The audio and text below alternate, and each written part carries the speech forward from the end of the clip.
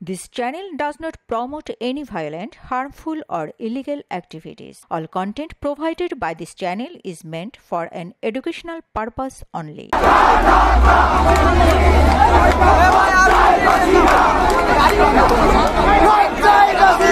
5 ফেব্রুয়ারি ধানমন্ডি 32 নম্বর যখন আগুনে দাউ দাউ করে জ্বলছিল, তখন এইভাবেই বোলডোজারের উপর অন্যদের সঙ্গে উল্লাস প্রকাশ করেছিল বৈষম্য বিরোধী ছাত্র আন্দোলনের যোদ্ধা কন্টেন্ট ক্রিয়েটর নুরুজ্জামান কাফি।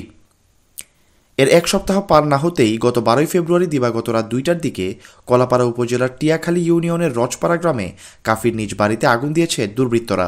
এতে কেউ হতাহত হয়নি, তবে পুরো বাড়িটি পুড়ে গেছে। নুরুজ্জামান কাফির বাবা হাবিবুর রহমান বলেন, আগুন লাগার পর যে যার মতো করে দরজা ভেঙে আমরা বের হয়েছি, কিছু রক্ষা করতে পারি নাই, সব শেষ হয়ে গেছে। আমাদের পুড়িয়ে মারার জন্যই এমন ঘটনা ঘটানো হয়েছে। এই আগুনের ঘটনায় ক্ষোভ প্রকাশ করেছেন কন্টেন্ট ক্রিয়েটর নুরুজ্জামান কাফি। তার দাবি, শেখ হাসিনা বলেছেন ধানমন্ডি 32 যারা পুড়িয়েছে তাদের বাড়িঘর পুড়িয়ে দেওয়া হবে, আর ঠিক সেই প্রতিশোধ হিসেবেই আমার বাড়ি প্রথমে পুড়েছে।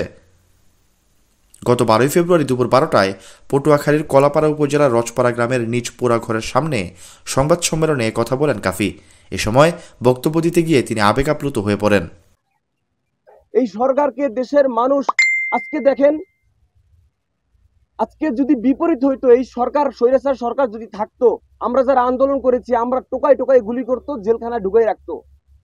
আজকে আমরা উইন হইছি, কিন্তু ছাত্রলীগ এখনো ঘুরে, এখনো পোস্ট করে। আজকে আমার আগুন জ্বলে, তারা বলে যে সমান সমান হয়ে গেছে, তুমি ধানমন্ডি পুড়ছো, তোমার বাড়ি পুড়ছে। তাহলে এই বিপ্লবী সরকার কি, তার কাজটা কি? সে কি করলো? ফ্রন্টে থেকে যারা আমরা আন্দোলন করলাম, আমাদের ঘর বাড়ি নাই, তাহলে নিরীহ মানুষের কি থাকবে? আমার কথা ভাই একটাই, আমি জীবন ঝুঁকি রেখে আমার বাবা ভাইয়ের কান্না শুনেছি 2বার। যখন বরিশাল বিশ্ববিদ্যালয়ের সামনে থেকে আন্দোলন করে পালাইছিলাম 16 জুলাই থেকে 5 আগস্ট পর্যন্ত, তখন তার আমাকে নিয়ে ভয় ছিল আমাকে কখন যেন মেরে ফেলে।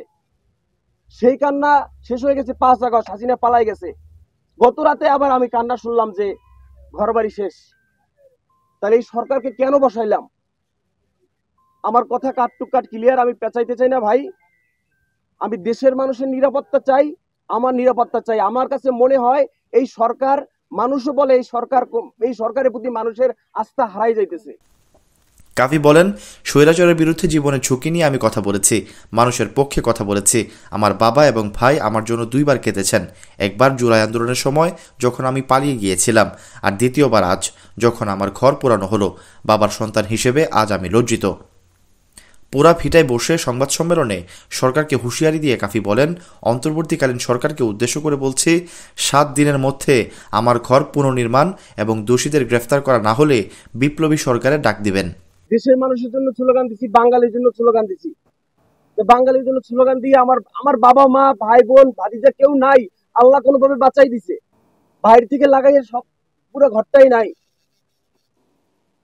আমি অন্তর্বর্তীকালীন সরকারকে কাটছাট ভাবে বলতে চাই, 7 দিন টাইম, 7 দিন টাইমের ভিতরে যারা জড়িত তাদেরকে শনাক্ত করে বিচারের আওতায় এনে 7 দিনের ভিতরে আমার এই পোড়া ঘর লাকড়ি সব সরাইয়া পূর্ণ ঘর স্টার্ট করতে হবে। 7 দিন টাইম। 7 দিনের ভিতরে যদি না করা হয়, আমি 7 দিনের মাথায় রাজপথে আমি একা দাঁড়াবো। আমাকে এই রাজপথে দাঁড়ানোর জন্য টিএসসিতে যেতে হবে না, আমাকে প্রেস ক্লাবে যেতে হবে না, আমাকে সচিবালয়ের সামনে যেতে হবে না। আমি পোড়া ঘরের সামনে আমার রাজপথ এখানে দাঁড়াবো। এখানে দাঁড়ানোর জন্য টিএসসি পর্যন্ত জ্যাম লেগে যাবে। আমি বিপ্লব করে হাসিনাকে লড়াইছি, আমরা সবাই মিলে। হাসিনা ভারতবর্ষে আগুন এখানে ধরাই দেয় নাই। আইন শৃঙ্খলা বাহিনীর প্রতি আমি শ্রদ্ধাশীল, চাইলেই সম্ভব। এটা যদি না করা হয়, আমি 7 দিনের মাথায় গিয়া আমি বিপ্লবী সরকারের ডাক দিব।